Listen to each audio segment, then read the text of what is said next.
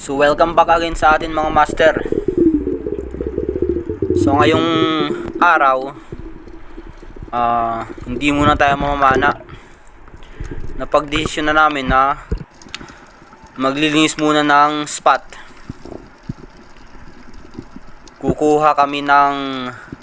Kukunin namin yung ghost net sa spot namin dinadayban. Ito, nakasalubong pa kaming quenfish, lapis kung tawagin sa amin, yapis.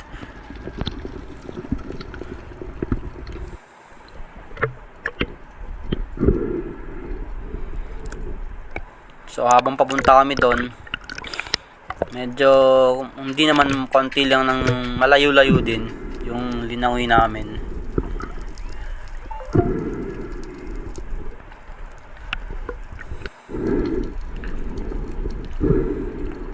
So at andito na nga kami.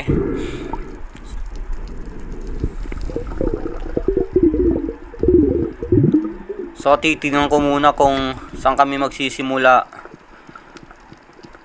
kunin etong ghost net or lambat na naiwan dito sa ilalim ng dagat.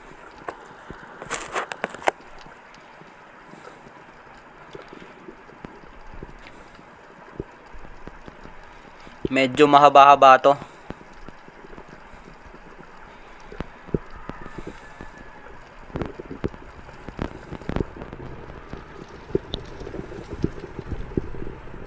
Ayun na, pagpasyan ko na doon magsisimula na lang kasi yung agos papunta dito. So mas maganda para hindi pag kunin na sa mga corals, hindi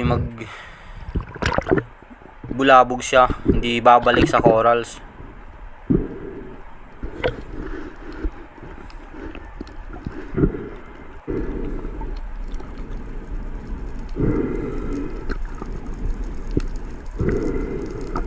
Medyo mahaba-haba din to.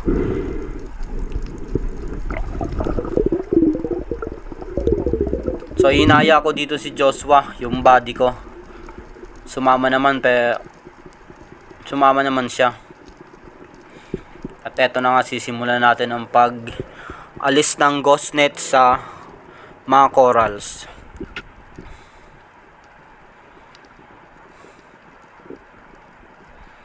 Medyo nakatago na pala itong medyo matagal na rin kasi to. Ayun, nasa ilalim na ng bato. Medyo na yung lambat, anong tawag dito, yung marupok na. Madali na lang maputol-putol.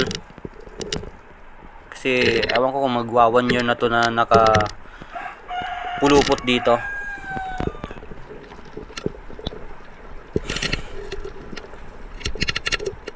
Ayun, simulan natin dito. Balot na balot talaga ang mga corals. Kaya yung mga isda na natatakot or umaalis kasi dito sa lambat na nakatiwangwang.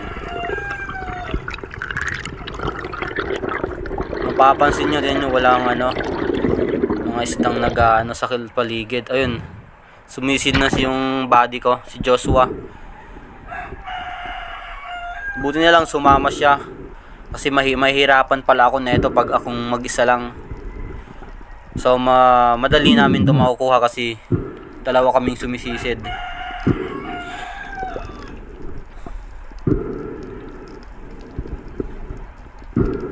Ang ganda ng visibility ng dagat ngayon. Ang linaw pa rin.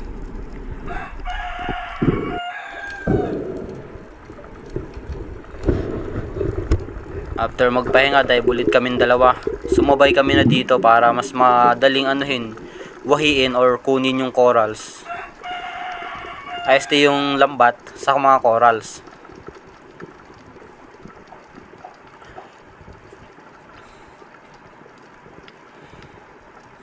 Sana dito sa atin, sa Banton, hindi na dapat tong yung pinagbabawal na. Hindi naman sa lahat. Hindi naman lahat ng lambat. Ito lang yung hinuhulog sa malalim, tapos Kasi ang ano na ito, halbot-halbot ang style. Tapos pag sumabit, may iwan talaga yung mga bato or naka-plastic sa yung parang ano niya, pamato niya, pabigat niya. Kaya talagang may iwan. Wala siyang malaking nylon na puro net lang talaga. Kaya pag sumabit sa corals, may iwan lang talaga yon. Kaya sana mapansin tayo ng LGU Banton na ipagbawal na talaga. Para yung ibang mangingisda or susunod na henerasyon na mangingisda, may maabutan pa silang magagandang klaseng isda or nasa mababaw lang na part. Sana mabigyan ng pansin to ng na ipagbawal na talaga yung halbot-halbot natin dito sa Banton. Kaya talaga yung main reason kung bakit nawawala yung mga isda sa kanilang tinitirahan or lumilipat ng tirahan. Kasi dahil dito sa mga ghost net na to or napapabaya ang lambat na iniwan sa ilalim ng dagat. After lang minutes na kaming nagdadive na ito ni Joshua, medyo natagalin rin kami kasi nakapulupot na talaga sa mga batuhan, sa corals.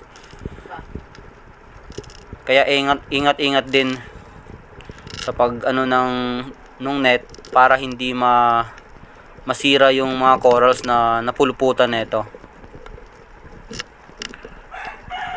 Kaya may dala kaming knife, kutsilyo para mas madali, para putulin na lang namin yung mga nakasabit. Kasi yung iba talaga nakapulupot na talaga sa corals para hindi na siya matanggal, kaya pinuputol na lang namin.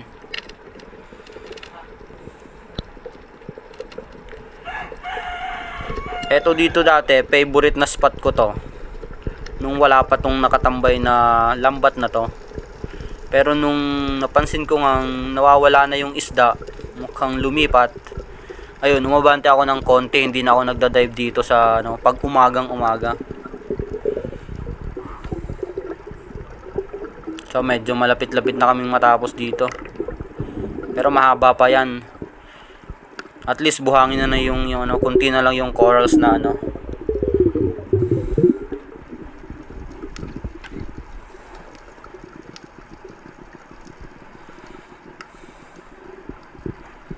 Ayan, sisid na ulit.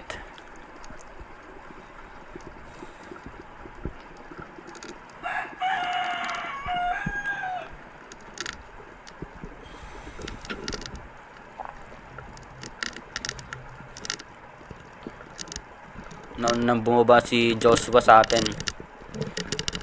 Ayan, kunting ingat-ingat lang talaga pag ganito para di maputol, masira yung corals natin. At least medyo na talaga, marupok na yung net.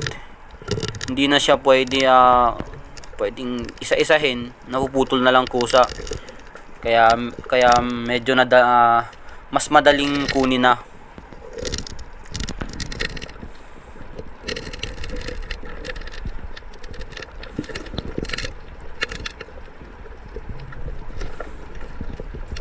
So nakapulupot na talaga sa coral, balot na balot yung isang bato.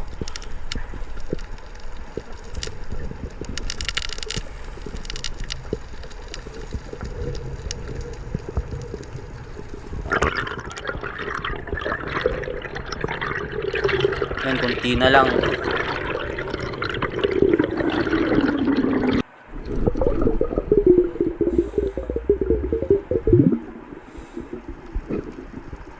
So pagkapahinga agad ulit namin, dive agad ulit para di matagalan. At medyo mababaw lang naman to. Siguro nasa 5 to 6, 5 to 10, di pa, or 15 meters.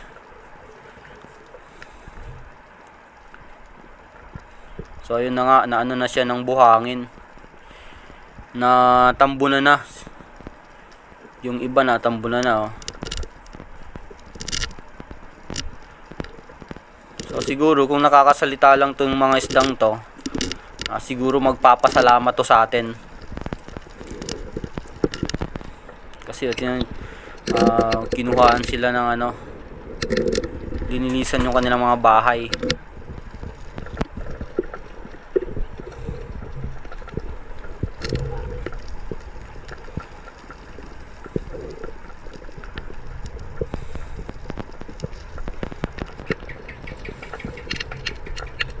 So hindi naman natin dito inaano yung lahat ng lambat. At least yung maglalambat lang sana, yung kayang sisirin or kayang pag sumabit, kaya nilang kunin ulit na walang nasisira na mga corals.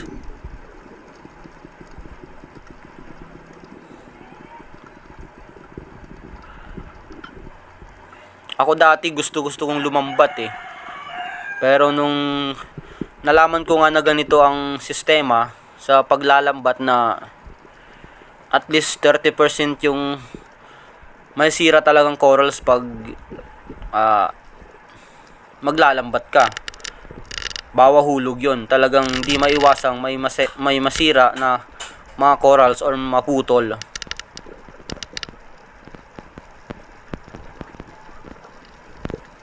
Kaya nag-upgrade talaga ako na sumisid na lang ng mano-mano gamit ang pana. Nag-ensayo hanggat lumalim yung sisid ko. So eto, medyo lumalapit yung mga isda sa atin, yung mga mulmol, parrotfish kumbaga. Sa amin ang tawag dito budos. So okay na, natanggal na namin to sa lahat ng mga bato. Nasa buhangin na lang. Kukunin na lang namin to para mas madaling iangat. At ayun na nga, naangat na namin yung isa.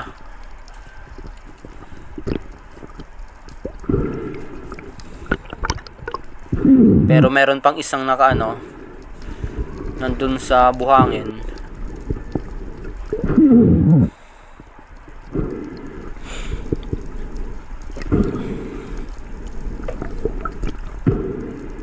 At ayun, sinisid ni Joshua.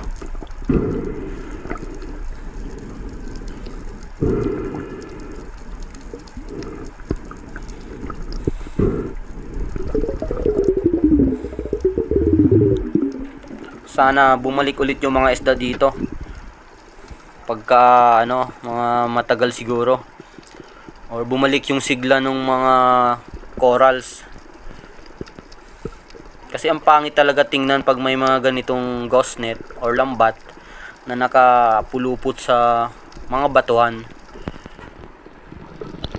At talagang mahahalata mo na yung mga isda umaalis or natatakot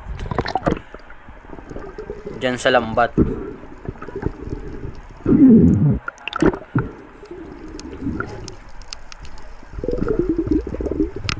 So linagay muna namin to sa sako.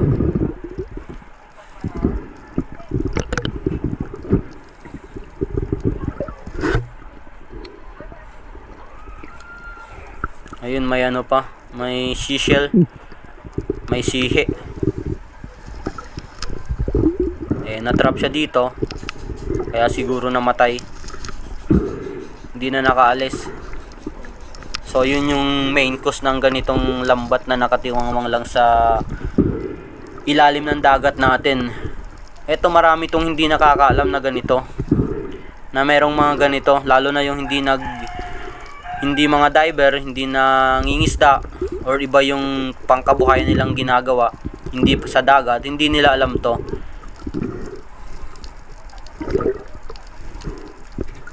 So ayun, may mga plastic pa nga, nandun pa yung bato.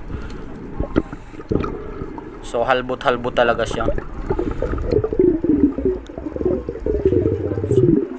So ayun, pinauna ko na yung si Joshua sa dalampasigan para mabigat na kasi yung nasa sako. Ako na lang etong kumuha. Pumunta siya sa pangpang para ilagay sa tamang lagayin yung lambat na kinuha natin.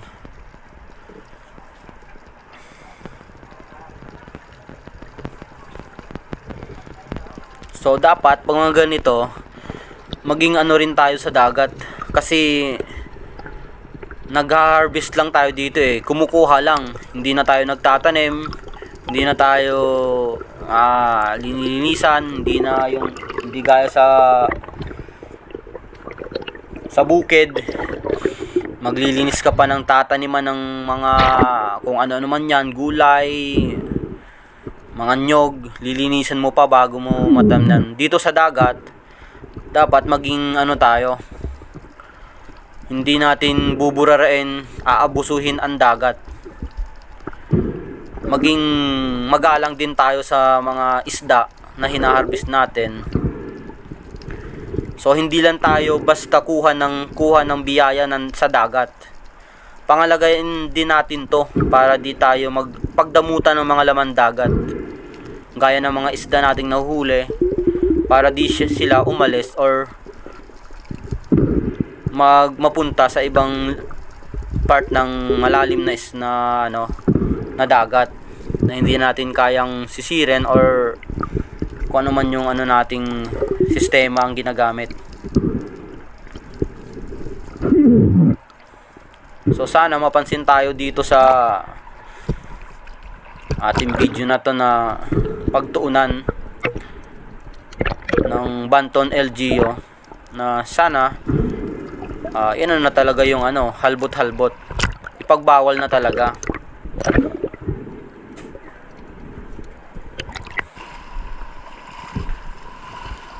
So dito na kami, pumunta na kami sa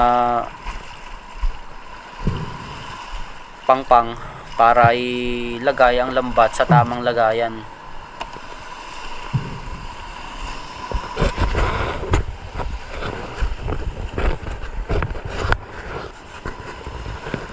Ayun yung nakuha natin. Yung isa natago na ni Joshua, na ilagay na.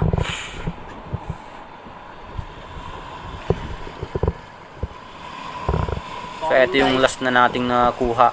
Nakuha na namin yung lambat. Ayan. Dinala na namin dito talagang na siya, balot na ng mga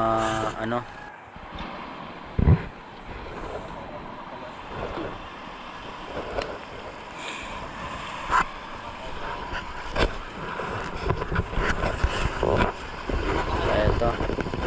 Pero ilalagay natin to dun sa gilid para hindi na maabot ng alon or Ayan, may sisil pang si Joshua.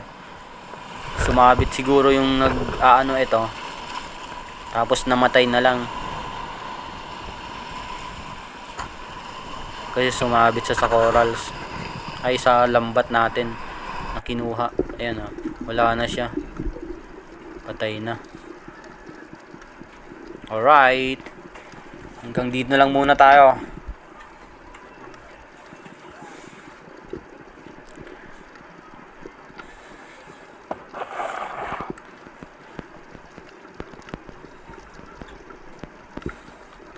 Eto, sumisid na. Lumangoy lang kami pa uwi. Tapos may nakita akong bugdong sa amin to. Sisil, pero bawal yan. Hindi natin kukunin yan. Eto pa yung isa. Mayroon pa doon. Yung tiningnan ko. Pero hindi natin kukunin to. Iiwan lang natin dito para magparami sila or Bawal na kasi kunin yan.